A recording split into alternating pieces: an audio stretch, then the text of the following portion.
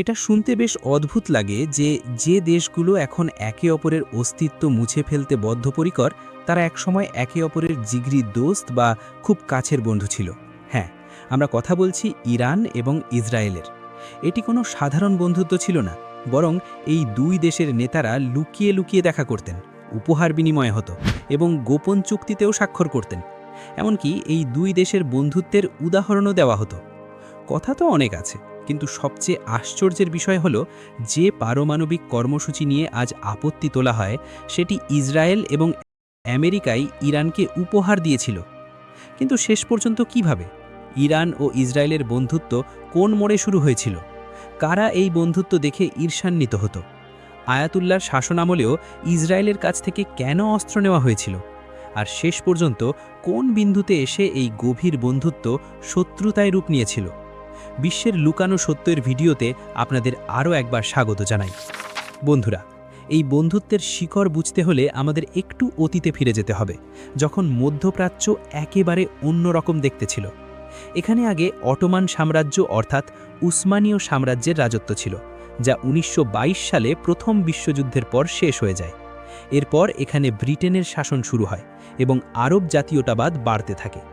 আরবরা সদ্য অটোমান সাম্রাজ্যের শাসন থেকে মুক্ত হয়েছিল এবং তারা নিজেদের আলাদা দেশ গড়তে চেয়েছিল।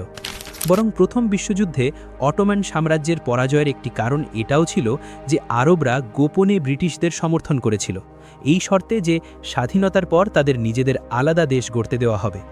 কিন্তু এই অঞ্চলে ব্রিটিশ এবং আরবদের পাশাপাশি এমন একটি শক্তি অবশিষ্ট ছিল যাদের আরব জাতীয়তাবাদ নিয়ে বেশ সমস্যা ছিল, আর সেটি হলো ইরান।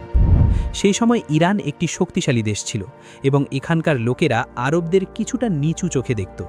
ইরানের শাহের মনে হতো যদি সমস্ত আরব একত্রিত হয় তবে তা ইরানের জন্য হুমকি হয়ে দাঁড়াতে পারে।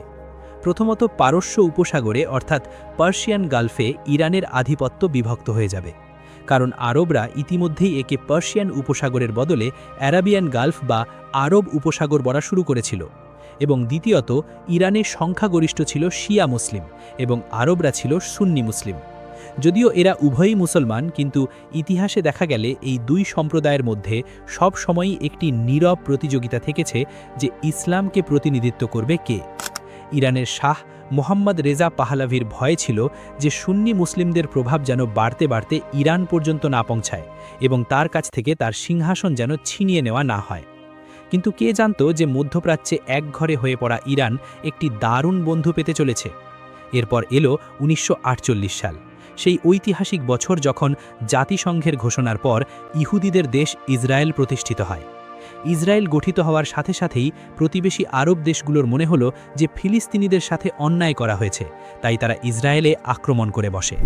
এই যুদ্ধ একদিকে যেমন ইসরায়েলের অস্তিত্বের জন্য হুমকি হয়ে দাঁড়িয়েছিল, অন্যদিকে ইরানের শাহের জন্য আরবদের হাত থেকে মুক্তি পাওয়ার একটি পথও তৈরি করেছিল। বাস্তবে ইসরায়েল রাষ্ট্রকে নিয়ে ইরানের ততটা সমস্যা ছিল না যতটা আরব দেশগুলোর ক্রমবর্ধমান প্রভাব নিয়ে।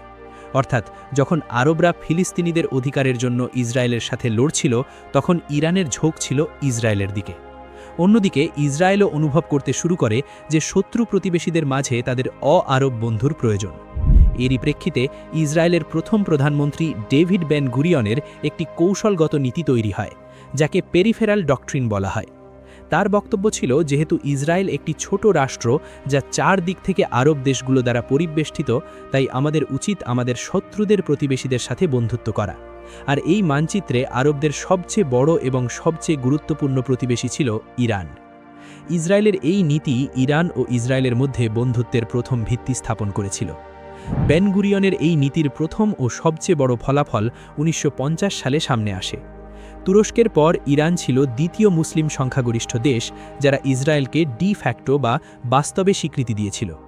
ইরান সুইজারল্যান্ড সরকারের মাধ্যমে ইসরায়েলকে একটি আনুষ্ঠানিক চিঠি পাঠিয়ে শুধু তাদের মেনেই নেয়নি, বরং বন্ধুত্বের প্রস্তাবও দিয়েছিল। এটি আনুষ্ঠানিক ডিজিউর বা আইনি স্বীকৃতি ছিল না, বরং এটি এমন একটি গোপন চুক্তি ছিল যা সবারই জানা ছিল, অর্থাৎ একটি ওপেন সিক্রেট। বিশ্বের মনে হতো যে ইরান ইসরায়েলকে স্বীকৃতি দেয় না, কিন্তু বাস্তবে ইরানের শাহ তেহরানে ইসরায়েলের একটি মিশন খোলার অনুমতি দিয়েছিলেন। তেহরানে ইসরায়েলের একটি বিশাল অফিস খোলা হয়েছিল, যা একেবারে দূতাবাসের মতোই কাজ করত, কিন্তু তার বাইরে না ইসরায়েলের পতাকা ছিল আর না সেখানে দূতাবাস শব্দটি লেখা ছিল। মানুষ জানত যে এটি ইসরায়েলি মিশন, তবে আনুষ্ঠানিকভাবে এটিকে ইসরায়েলি ট্রেড অফিস বা কখনো অন্য কিছু নামে ডাকা হতো। ইরান এবং ইসরায়েল একে অপরকে কতটা এবং কোন কোন পরিস্থিতিতে সমর্থন করেছিল তা জানার আগে চলুন বুঝি যে একটি মুসলিম দেশ হয়েও ইরানের শাহ ইসরায়েলকে কেন সমর্থন করেছিলেন। এর পেছনে ৩টি বড় কারণ ছিল। শাহ তার রাজতন্ত্রকে মজবুত করতে চেয়েছিলেন এবং ইরানকে একটি আধুনিক শক্তিশালী শিল্পোন্নত রাষ্ট্রে পরিণত করতে চেয়েছিলেন। এর জন্য তার আধুনিক প্রযুক্তি এবং মেধার প্রয়োজন ছিল, যা ইসরায়েল দিতে পারত। দ্বিতীয়ত, ইরানের শাহ মিশরের গামাল আবদেল নাসেরকে ভয় পেতেন, যিনি আরব জাতীয়তাবাদের পতাকা ওড়াচ্ছিলেন। শাহের মনে হয়েছিল যে নাসেরের পরবর্তী লক্ষ্য ইরান হতে পারে। এই ভয়ই তাকে ইসরায়েলের দিকে ঝুঁকতে বাধ্য করেছিল। তবে সবচেয়ে গুরুত্বপূর্ণ কারণ ছিল ইরানের শাহের আমেরিকার খুব কাছের হওয়া। ১৯৫৩ সালে ইরানের প্রধানমন্ত্রী মোহাম্মদ মুসাদ্দেক শাহের ক্ষমতা কমাতে চেয়েছিলেন, কিন্তু আমেরিকা সিআইএর মাধ্যমে শাহকে সাহায্য করেছিল এবং তার সিংহাসন বাঁচিয়েছিল। এই ঘটনার পর তিনি একরকম আমেরিকার কাছে কৃতজ্ঞ ছিলেন এবং তাদের কোনো কথা অমান্য করতে চাইতেন না। আমেরিকাও এটাই চাইত যে ইরান এবং ইসরায়েল বন্ধু হয়ে থাকুক। শাহ তার নিজের দেশের জনগণকে এতটাই ভয় পেতেন যে তিনি একটি গোপন পুলিশ বাহিনীও তৈরি করেছিলেন, যার নাম রাখা হয়েছিল সাবাক। এই পুলিশ বাহিনীর কাজ ছিল শাহের বিরুদ্ধে কথা বলা লোকদের ধরা বা শেষ করে দেওয়া। আর আপনি এটা জেনে অবাক হবেন যে সাবাককে প্রশিক্ষণ দেওয়ার জন্য ইসরায়েল মোসাদের এজেন্টের দায়িত্ব দিয়েছিল। মোসাদি সাবাককে প্রশিক্ষণ দিয়েছিল যে কিভাবে মানুষের ওপর নজর রাখতে হবে এবং কিভাবে জিজ্ঞাসাবাদ করতে হবে। সাবাক এবং মোসাদের মধ্যে গোয়েন্দা তথ্য আদান প্রদান দৈনন্দিন রুটিনে পরিণত হয়েছিল। এই দুই সংস্থা মিলে কমিউনিজম এবং আরব জঙ্গি গোষ্ঠীগুলোকে লক্ষ্যবস্তু বানাত। শুধু তাই নয়, ইরানি বিমান বাহিনীর পাইলটরাও ইসরায়েলে প্রশিক্ষণ পেত। ইসরায়েল ইরানে উন্নত অস্ত্র ও প্রযুক্তি পাঠিয়েছিল, যা সেই সময় আরব বিশ্ব কল্পনাও করতে পারত না। দুই দেশ মিলে ক্ষেপণাস্ত্র প্রযুক্তিতেও কাজ করেছিল এবং পারমাণবিক অস্ত্রের প্রযুক্তির ওপর গবেষণার চুক্তিও করেছিল। ইরানের যে পারমাণবিক কর্মসূচির পেছনে আজ আমেরিকা ও ইসরায়েল উঠে পড়ে লেগেছে, তা আসলে তাদের সাহায্যেই শুরু করা হয়েছিল। ১৯৫৭ সালে মার্কিন প্রেসিডেন্ট আইজেনহাওয়ার একটি ক্যাম্পেইন চালু করেছিলেন, যার নাম ছিল অ্যাটমস ফর পিস। এর উদ্দেশ্য ছিল বিশ্বজুড়ে আমেরিকার মিত্রদের পারমাণবিক প্রযুক্তি দেওয়া, যাতে তারা সস্তায় বিদ্যুৎ উৎপাদন করতে পারে। আমেরিকা ইরানকে প্রথম নিউক্লিয়ার রিঅ্যাক্টর ১৯৬৭ সালে দিয়েছিল, যা তেহরান বিশ্ববিদ্যালয়ে স্থাপন করা হয়েছিল। মজার ব্যাপার হলো, সেই সময়ে ইসরায়েলি ইরানের পারমাণবিক বিজ্ঞানীদের প্রশিক্ষণ দিয়েছিল, যাদের আজ বেছে বেছে শেষ করে দেওয়া হচ্ছে। ইরান এবং ইসরায়েলের বন্ধুত্ব কেবল সামরিক জোটের ওপর নির্ভরশীল ছিল না, বরং অর্থনীতি ছিল এই বন্ধুত্বের সবচেয়ে শক্তিশালী অংশ। ইসরায়েলের তেলের প্রয়োজন ছিল এবং আরব দেশগুলো তাদের তেল দেওয়া বয়কট করেছিল। ইরান, যে ইসরায়েলের বন্ধু ছিল, তার কাছে প্রচুর তেল ছিল, কিন্তু সেই তেল ইসরায়েলে পৌঁছানোর কোনো উপায় ছিল না। যদি তেলের কন্টেনারগুলো পারস্য উপসাগর থেকে লোহিত সাগর এবং তারপর সুয়েজ খাল হয়ে ইসরায়েলে যাওয়ার চেষ্টা করত, তবে এখানে সমস্যা ছিল যে সুয়েজ খাল মিশরের নিয়ন্ত্রণে ছিল। মিশর তখন আরবদের পক্ষে ছিল এবং তারা কোনো অবস্থাতেই এটা হতে দিত না। স্থলপথের কথা বিবেচনা করলে ইরান ও ইসরায়েলের মাঝে ইরাক, সিরিয়া এবং জর্ডান পড়ে, আর এগুলিও আরব দেশ, অর্থাৎ ইরান থেকে ইসরায়েলে তেল পৌঁছানোর কোনো পথই আর অবশিষ্ট ছিল না। কিন্তু এই বন্ধুত্বের দাবি মেটাতে বিশেষ একটি পাইপলাইন বসানো হয়েছিল। আপনারা দেখতে পারেন যে ইসরায়েলের একটি বন্দর আকাবা উপসাগরেও অবস্থিত, যাকে ইলাত বলা হয়। এখান থেকে পাইপলাইন শুরু হয়ে ইসরায়েলের অ্যাশকেলন বন্দর পর্যন্ত যেত এবং এই প্রকল্পের নাম দেওয়া হয়েছিল ইলাত অ্যাশকেলন পাইপলাইন। এটি শুধুমাত্র এই কারণেই করা হয়েছিল যাতে ইরানি অয়েল ট্যাঙ্কারগুলো খার্ক দ্বীপ থেকে বেরিয়ে লোহিত সাগরে যেতে পারে, সেখান থেকে সুয়েজ খালকে বাইপাস করে আকাবা উপসাগর হয়ে ইসরায়েলের ইলাত বন্দরে ট্যাঙ্কারগুলো খালি করতে পারে।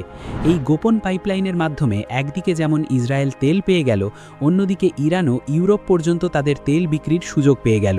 কারণ ইসরায়েলের অ্যাশকেলন বন্দর ভূমধ্যসাগরের তীরে অবস্থিত, যেখান থেকে ইউরোপে তেল পৌঁছানোর ক্ষেত্রে সুয়েজ খালের মতো কোনো বাধা নেই। এটি কেবল একটি পাইপলাইন ছিল না, বরং এটি ছিল ইরান ও ইসরায়েলের ভ্রাতৃত্ববোধের প্রতীক। এতে ৫০% অংশীদারিত্ব ছিল ইরানের এবং ৫০% ছিল ইসরায়েলের। দুই দেশ মিলে বিনিয়োগ করেছিল যাতে আরব দেশগুলোর তেলের একচেটিয়া আধিপত্যে আঘাত হানা যায়। এই বন্ধুত্ব এতটাই দৃঢ় ছিল যে ইরানের শাহ এবং ইসরায়েলের প্রধানমন্ত্রী বেন গুরিয়নের দেখা সাক্ষাৎ লুকিয়ে লুকিয়ে হতো। বেন গুরিয়ন যখন তেহরান বিমানবন্দরে নামতেন তখন তিনি পরচুলা পরতেন যাতে গণমাধ্যমের নজর এড়িয়ে বের হতে পারেন। 1970 সালে তেহরান ও ইসরায়েলের ট্রেড মিশন, যা মূলত একটি দূতাবাস ছিল, তা পুরোপুরি সক্রিয় ছিল। সেখানে ইসরায়েলি প্রকৌশলী, চিকিৎসক এবং সামরিক উপদেষ্টারা উপস্থিত থাকতেন। ইসরায়েল ইরানের কৃষকদের আধুনিক সেচ ব্যবস্থা এবং প্রযুক্তিও শিখিয়েছিল এবং দুই দেশের মধ্যে সরাসরি ফ্লাইটও চলত। এই যুগটিকে দুই দেশের বন্ধুত্বের স্বর্ণযুগ বা গোল্ডেন এরা মনে করা হয়। এই সময়েই ইরানের শাহ বিশ্বের সবচেয়ে দামি এবং সবচেয়ে বড় জন্মদিনের পার্টি আয়োজন করেছিলেন। 26 অক্টোবর 1971 এটি ছিল শাহের 52তম জন্মদিন এবং পারস্য সাম্রাজ্যের 2500 বছর পূর্তি বার্ষিকীর দিন। এই পার্টির জন্য মরুভূমিতে একটি আস্ত মিনি সিটি নির্মাণ করা হয়েছিল। একটি বিশেষ রানওয়েও তৈরি করা হয়েছিল, যার পেছনে সেই যুগে $100 মিলিয়ন বেশি খরচ হয়েছিল। এতে সারা বিশ্ব থেকে রাজা, রানী, রাষ্ট্রপতি এবং প্রধানমন্ত্রীদের আমন্ত্রণ জানানো হয়েছিল।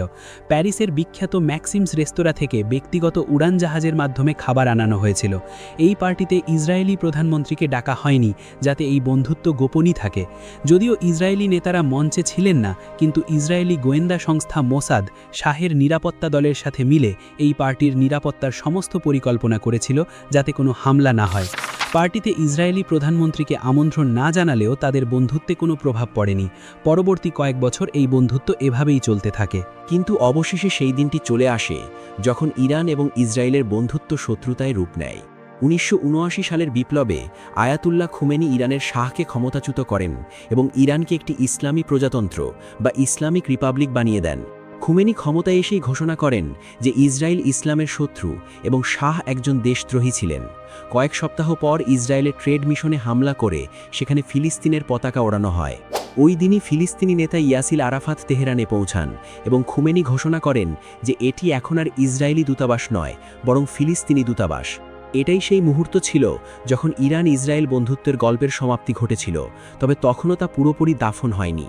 ইসলামী বিপ্লবের পর গল্পে এক আকর্ষণীয় মোড় আসে। 1 বছর পর যখন ইরান ও ইরাকের যুদ্ধ শুরু হয়, তখন ইরানের তীব্র অস্ত্রের প্রয়োজন দেখা দেয় এবং তখন আবারও প্রয়োজন তাদের দুজনকে পুনরায় মিলিয়ে দেয়। ইসরায়েল এই সুযোগে ইরানকে সাহায্য করে এবং গোপনে তাদের অস্ত্র সরবরাহ করে। খুমেনির নেতৃত্বে চলা এই যুদ্ধ 8 বছর ধরে চলতে থাকে এবং ইসরায়েল থেকে অস্ত্র আসতে থাকে। এতে ইসরায়েলের সুবিধে ছিল এই যে তারা ইরানকে অস্ত্র সরবরাহ করে তাদের প্রতিবেশী আরব দেশ ইরাককে দুর্বল করতে চেয়েছিল। ইসলামী বিপ্লবের পর ইরানও পুরনো শাহের সবকিছু শেষ করে দেয়, যেমন সাভাক পুলিশ, অয়েল পাইপলাইন এবং ইসরায়েলি ট্রেড মিশনও। কিন্তু একটি জিনিস যা ইসরায়েল এবং আমেরিকা ইরানকে উপহার দিয়েছিল তা খুমেনি পুনরায় চালু করেন, আর সেটি ছিল ইরানের পারমাণবিক কর্মসূচি। 1990 সালে ইরান ইরাক যুদ্ধ শেষ হলে ইসরায়েল অনুভব করে যে এখন আর ইরাক তাদের জন্য হুমকি নয়, বরং হুমকি হলো ইরানের সেই পারমাণবিক কর্মসূচি যা এখন ইসলামী বিপ্লবীদের হাতে পড়েছে।